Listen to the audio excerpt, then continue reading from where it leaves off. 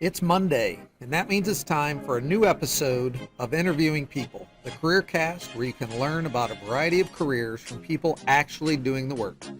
Today I'll be talking with KiaLynne Bland, who once walked these halls but is now a program leader at Bittersweet Farms in Whitehouse, Ohio. KiaLynne will be sharing about her degree in social work and serving people with autism. Enjoy the show.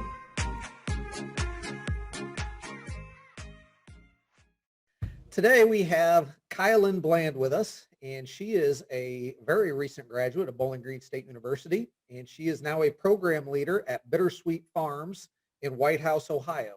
So she's going to talk to us a little bit today about her college experience, how she ended up going to Bittersweet Farms, what that means for her and her future, and so forth. So KiaLynne, thank you very much for joining us today to talk a little bit about your post-high school experience. So I'd love to hear a little bit about your college experience. What did you intend to go to college to study? Is that what you ended up studying, et cetera? So I actually started out as a journalism major, but I never really officially ended up doing that, obviously, because I ended up doing social work. I intended to go in as a journalism major, but then right before I ended up actually starting classes, maybe like in about late July, early August, I switched to social work just because I realized I really like helping people and I wanted to work more in the helping field and assisting the vulnerable population, I guess. So that's kind of what made me switch career paths, and that's how I kind of ended up going with social work at BGSU. So how did you end up at Bittersweet Farms, and what did you do there even while you were in college? So I ended up at Bittersweet because through BGSU, they have their own kind of LinkedIn website. It's called Handshake, that they allow students to make profiles for to find job opportunities, internship opportunities, volunteer work, etc.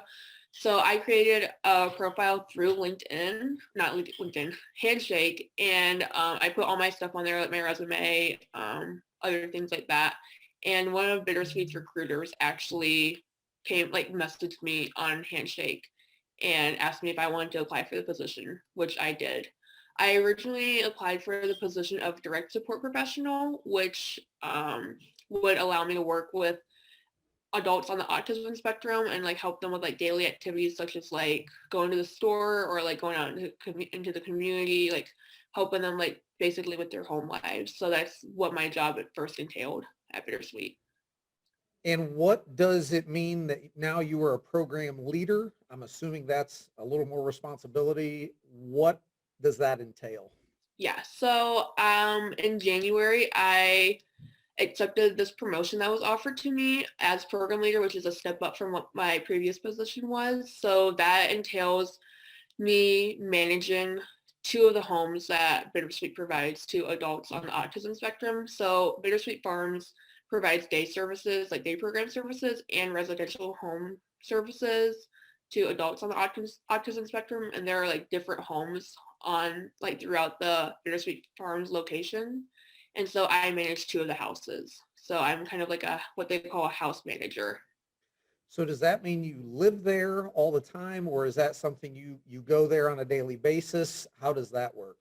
So I go there, I work full time. So I work there, I'm probably there a little over 40 hours a week, helping out the residents who work there. So I make up grocery lists for them.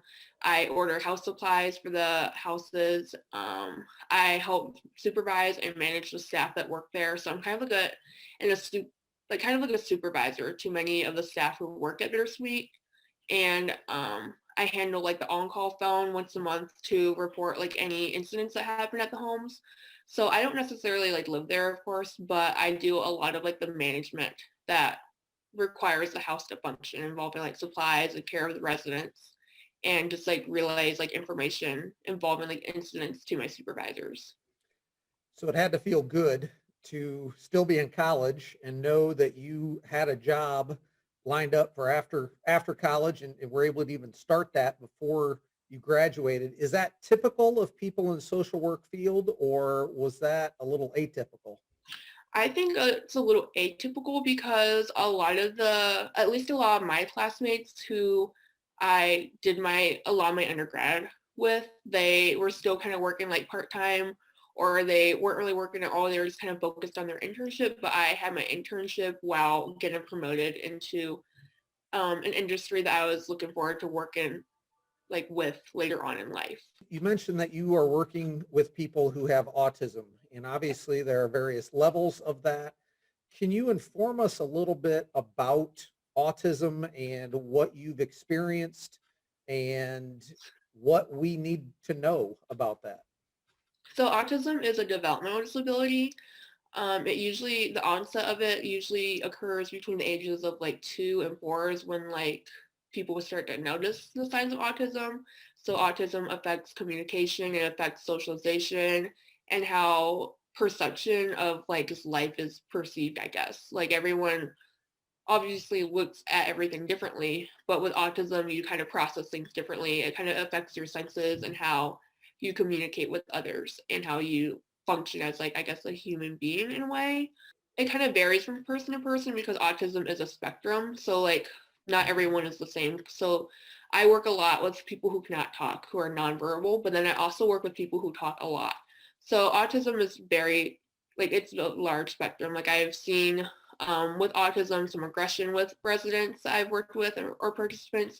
I've seen like meltdowns was what we call them, like where they get really upset over things and they can't communicate, so they express their emotions through like slamming doors or pinching or hitting or whatnot. So we see a lot of that, and I see a lot of that at my job, like day to day. So that's basically what autism is how you communicate with others and how you process what is around you.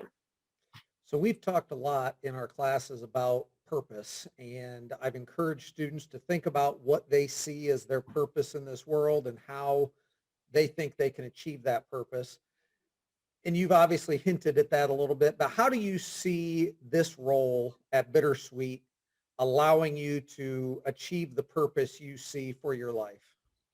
So I feel like my purpose, I guess, for my life is to like just help people who are in need. That's really what I wanted to do, like going into college. When I first started at BGSU, I joined like a learning community that really promoted like diversity, inclusion, service work, community work on campus and off campus. So I kind of knew right off the bat that I wanted to help people, but working at Bittersweet and becoming a program leader and like stepping up in my position at Bittersweet, it's kind of allowed me to fulfill my purpose because I just know that I'm making a difference in someone else's lives. And I know that even like the littlest things, like it can make a difference and it can really like impact people positively in ways that we didn't know. So I feel like fulfilling a purpose has like different meanings to different people. Um, but that's just how I feel like going into my role at Bittersweet and staying there. Right. And I'm sure you have a lot of people that really appreciate the way that you do empower them and allow them to do some things that maybe they wouldn't be able to do without your assistance and so forth. So that's really good. So if someone was looking to get into social work, and obviously there's a lot of different angles, it's not just working at a place where you're working with people with autism and so forth, but just getting into social work in general, what might someone want to know or consider before going down that road? Um, One thing that I didn't know about social work, I kind of just went into social work, not really, I knew about the field, but I didn't know a whole lot about what entailed. But going into social work, you can mainly choose any population that you want to work with. And so I think that's like very cool and that you can like kind of switch it around to like with careers because a lot of my professors would say that they went into social work wanting to work with kids, but then later they switched their career path and start working like with adults or with the older population. So I think that's something to consider with social work is that it's not like it's like a defining career, but at the same time you can change within it. And so you can choose to work with like mental health, or you can work with the homeless population, or with children, or with poverty or domestic violence or anything like that. But you can always kind of go from that or like grow from that. And a lot of things that I learned while being a social work major is the career paths that you choose or the populations that you choose within social work, they're very intertwined. So let's say you decide to work in child welfare. Just because you're working a lot with children doesn't mean that you won't be working with adults, because like obviously children have parents or they have grandparents who take care of them, so you'll be working with the adult population. And a lot of times, like with child welfare, you'll be working a lot with mental health. And so just because you focus on one population doesn't mean that you'll necessarily be only focused on that population. I think that's really important to understand while going into social work. If you go into like a helping profession, like such as social work or becoming like a caregiver or anything of that aspect, it's really important to like take care of yourself too. Like self-care is very important within social work and the helping professions, because you're going to be given a lot of your time to like help other people, but it's also important to like help yourself. So whether that's taking a day off or taking a break and watching your favorite TV show or going out with your friends or just like eating your favorite foods or taking a nap, like I think self-care is very important, because I learned a lot about that in my final semester at BGSU, because like I said, you'll be working a lot with people who have a lot of trauma or who have a lot of, past experiences that you'll hear about that can be really unsettling. So taking that time for yourself is very important. So you mentioned working with the homeless, and I saw on your LinkedIn profile that at one point during college you went up to Detroit and you did some work with the homeless population there. What was that like? What did you learn from that experience? BG offers what they call like a gap volunteer experience. So like during like winter break or spring break or any long weekends, you could go and volunteer instead of like going home, for example. And so I chose to do that for one, I think it was for like a Veterans Day weekend. I just like decided to go with a group of like BG students, and we went up to Detroit and like we worked with like the homeless population and whatnot. And I learned a lot from that. I learned like a lot about like how homelessness can like a lot of what affects homelessness involves like mental health, or it involves like substance abuse, or it involves crime. And that's something that I didn't really realize before going into that volunteer experience. I partnered with a lot of community partners on like how to discuss homelessness, how we can prevent it. And then I volunteered at like food pantries and like food shelters because a lot of homelessness like involves like food insecurity. And so I did a lot of partnership with that, and we just kind of talked about how we can better support the homeless population like within Detroit, because like I said, homelessness has a lot to do with like crime and food insecurity and mental health issues. So we just talked a lot about that. Okay, good. You also did quite a bit of volunteering at Project Hope. Hmm. I'm assuming you obviously met some people there that probably had a little bit of an influence on your career path. Can you talk a little bit about how relationships, and whether it's been through volunteering or college or through your work at Bittersweet, how have those relationships helped lead you to where you are right now? With relationships, I feel like it's really important to like just build them from the start and kind of like start off with like obviously like you want to like continue and to form a positive relationship. And so a lot of the relationships that I formed like wow at Project Hope, it just kind of like helped me prepare for my position at Bittersweet, because I learned how meaningful it is to have a good relationship with your supervisor, because I had like kind of like a supervisor while I volunteered at Project Hope. And then I also learned the value of like forming relationships with the clients who went to Project Hope for therapy. So I worked a lot with like children who had autism, and I worked a lot with like adults who had mental health issues.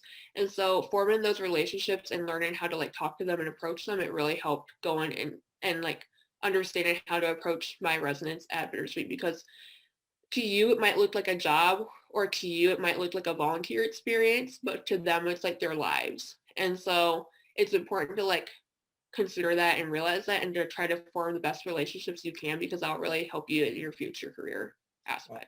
Yeah. Wow. I really like that. Yeah. So I loved what you said right there. As you think about your post high school life, whether it's been in college or whether it's been in the workplace or volunteering or whatever it might be, is there anything that you look back on and at the moment it was a big mistake in your eyes, but now you look back and say, wow, I really learned from that. I grew from that. Even though I wish that hadn't happened, looking back now, I can see how it has led me to grow. Um, that's kind of like a broad question, because like college is like you learn so much from it. I feel like a lot of what I learned from college and like what I like looking back on it and like what I wish I would have done, but I learned a lot from is just like having like more, I guess like confidence within myself because I've always kind of felt like a little bit nervous like going into like newer situations, like meeting new clients and just kind of like forming that initial relationship. And so like looking back on it, I wish I was a little bit more confident going into different internships or into different experiences, whether it be work or volunteer.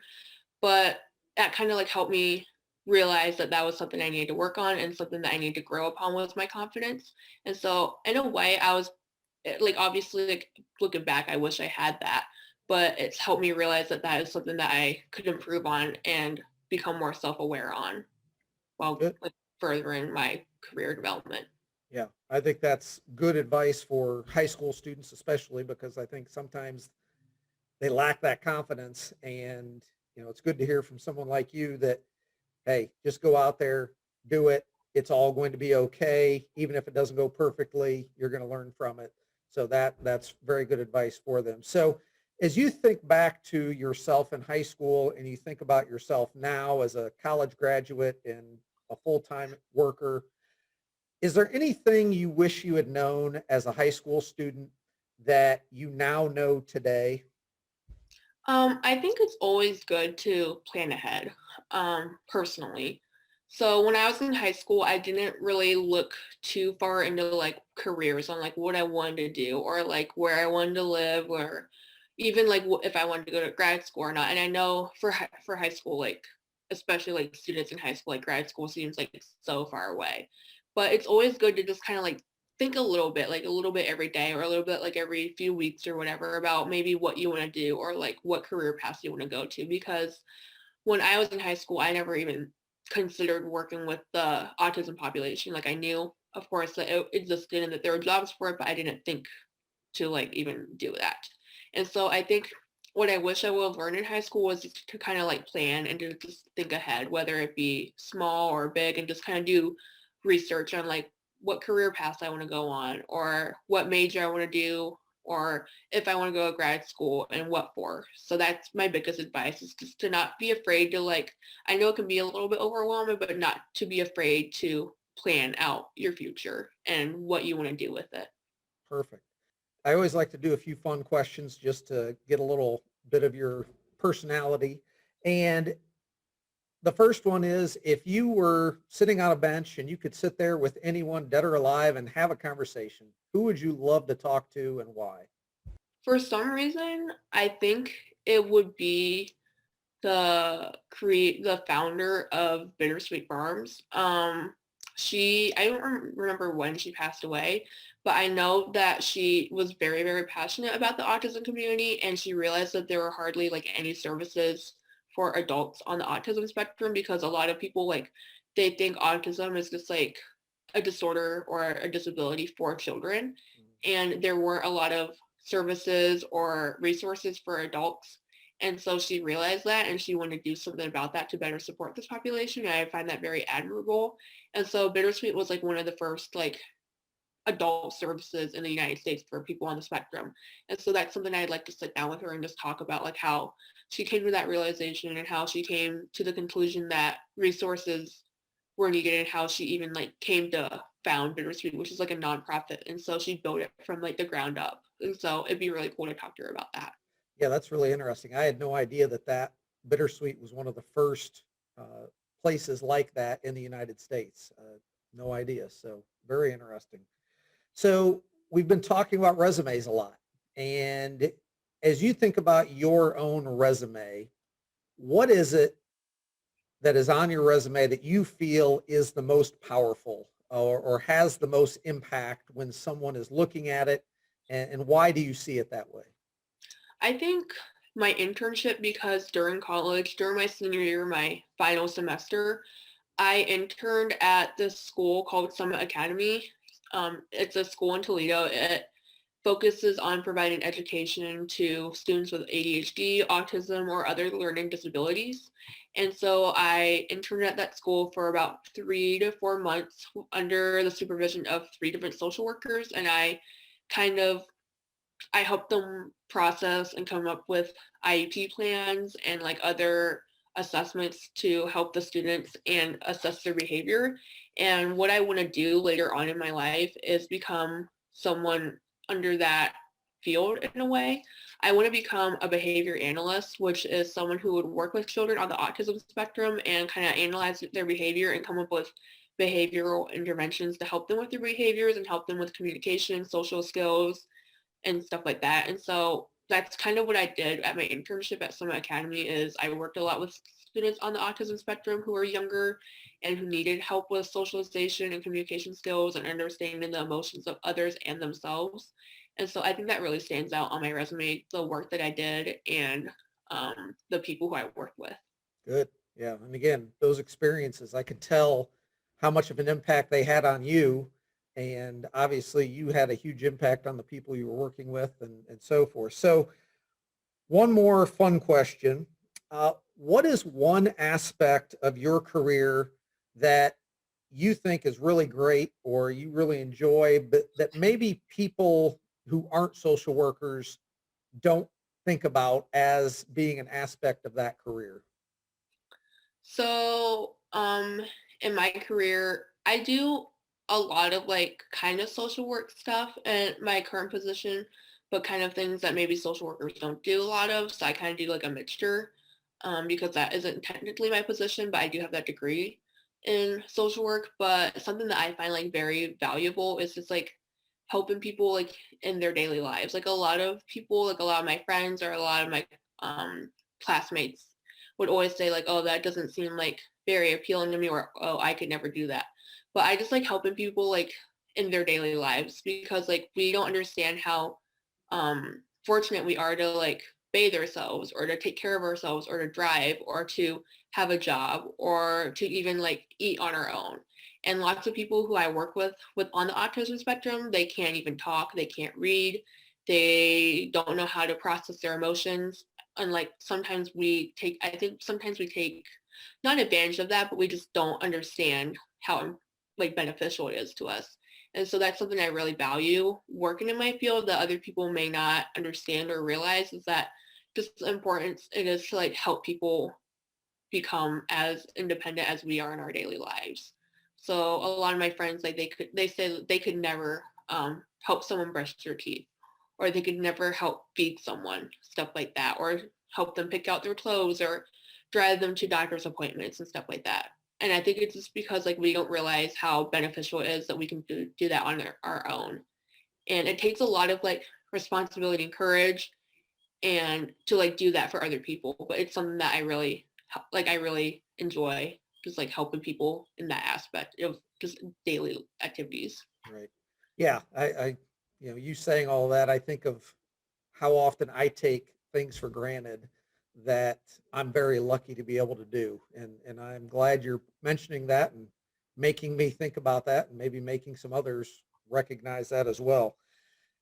Are there opportunities for other people to volunteer at Bittersweet or, people in the Findlay area? Are there places that if they wanted to go into social work or wanted to work with people on the autism spectrum, that they might even be able to start volunteering while they're in high school?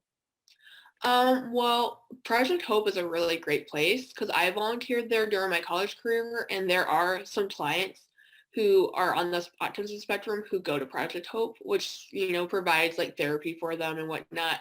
So that's a really great place. And Bittersweet does not currently because of COVID, but they did do a lot of volunteer work where they have like high schoolers and college students come in and volunteer during the summer, and like during their because they have like a summer enrichment program, which provides more services to like day services to adolescents on the autism spectrum. So we had people come in to do that. But as far as like volunteer experiences and opportunities at Bittersweet, we currently don't have any right now just because of the current situation.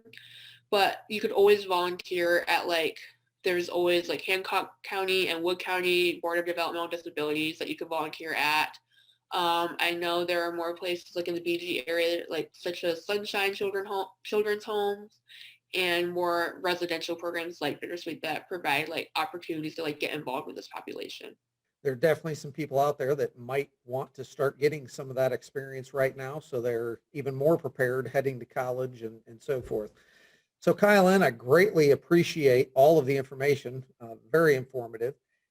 If people wanted to reach out to you, other than LinkedIn, is there a work email or an email account or some other way that people could reach out to you to ask you questions about your career that I could make available to them?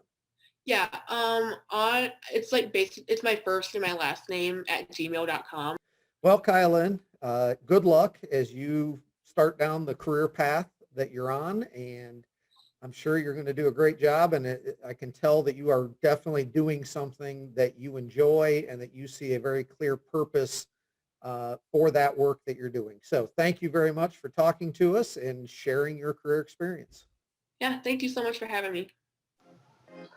Thank you for watching this interview with KiaLynne Bland. And to be sure you don't miss upcoming interviews, please click subscribe so you'll know when the next episode is released.